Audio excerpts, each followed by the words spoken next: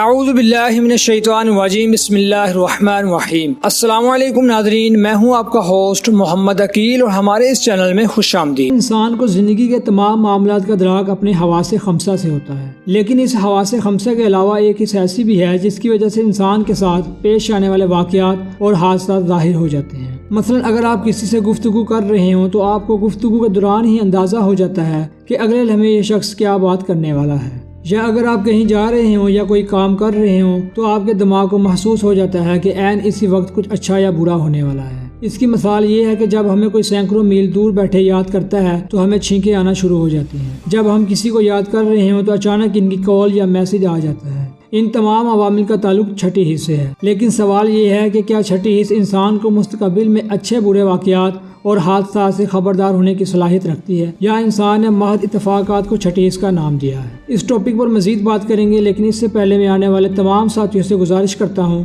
کہ چینل کو سبسکرائب کر لیں اور پاس ہی بیل آئیکن کو کلک کر لیں تاکہ آپ کو میری ہر نئی آنے والی ویڈیو کا نوٹیفیکیشن ملتا رہے۔ خواتین و حضرات، چھٹی حص آج تک ماہرین کی نگاہوں میں متنازع رہی ہے۔ کچھ کے نزدیک علم و آگہی کے مختلف حصوں میں چھٹی حص بھی شامل ہے، جبکہ کچھ حصے لاشعوری طور پر دماغ میں جانے والی معلومات کا ہی ایک دوسرا نام دیتے ہیں۔ در حقیقت ہمارے دماغ سے آنے والی شعاعیں، جنہیں ہم مائنڈز یعنی ذہنی لہریں کہتے ہیں، اکثر خارج ہوتی رہتی ہیں، اور انہی لہروں سے دنیا کے لوگ اپنوں سے بندھے ہوئے ہوتے ہیں۔ مثلا بیٹا جو ماں کے جسم کا ہی حصہ ہوتا ہے، مادی طور پر ماں سے جڑا ہوا نہیں ہوتا، لیکن جذباتی اور دماغی طور پر یقیناً ذہنی لہروں کے ذریعے ماں سے جڑا ہوتا ہے، اور ان دونوں میں مادی تعلق موجود ہوتا ہے۔ اس لیے اگر ماں کو کسی قسم کی تکلیف ہوتی ہے تو بیٹے کا دل پیستا ہے، بیٹے کو کسی قسم کی تکلیف پہنچے تو ماں ساری رات کانٹوں کی سیج پر لیٹی رہتی ہے۔ خواتین و حضرات، یہ رشتہ ماں بیٹا یا صرف دوسرے خونی رشتوں تک ہی محدود نہیں ہوتے، بلکہ اگر انتہا درجے کی چاہت اور محبت ہو تو بھی آپس میں ایک مادی رشتہ قائم ہو جاتا ہے۔ بعض اوقات یہ نظر نہ آنے والی دماغی لہریں ایک ذہن سے نکل کر بہت سے لوگوں کو پابند بھی کر سکتی ہیں اور انہیں مادی طور پر کھینچ بھی سکتی ہیں اور کسی کام کے لیے منوا بھی سکتی ہیں۔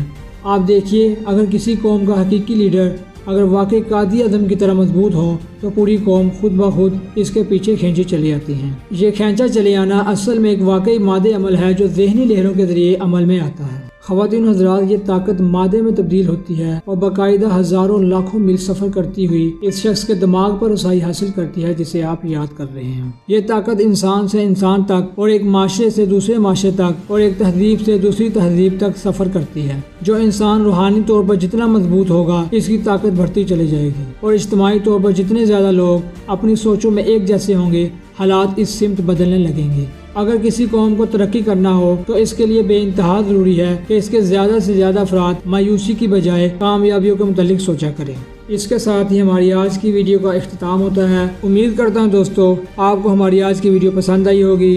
ویڈیو پسند آنے کی صورت میں چینل کو سبسکرائب اور ویڈیو کو لائک کیجیے اور پاس ہی موجود بیل آئیکن کو کلک کیجیے تاکہ آپ کو ہماری ہر نئی آنے والی ویڈیو کا نوٹیفیکیشن ملتا رہے۔ تب تک کے لیے اجازت دیجیے۔ اپنے دوستوں، رشتہ داروں اور گرد و نواح کے تمام لوگوں کا خیال رکھیے گا۔ تب تک کے لیے اللہ حافظ۔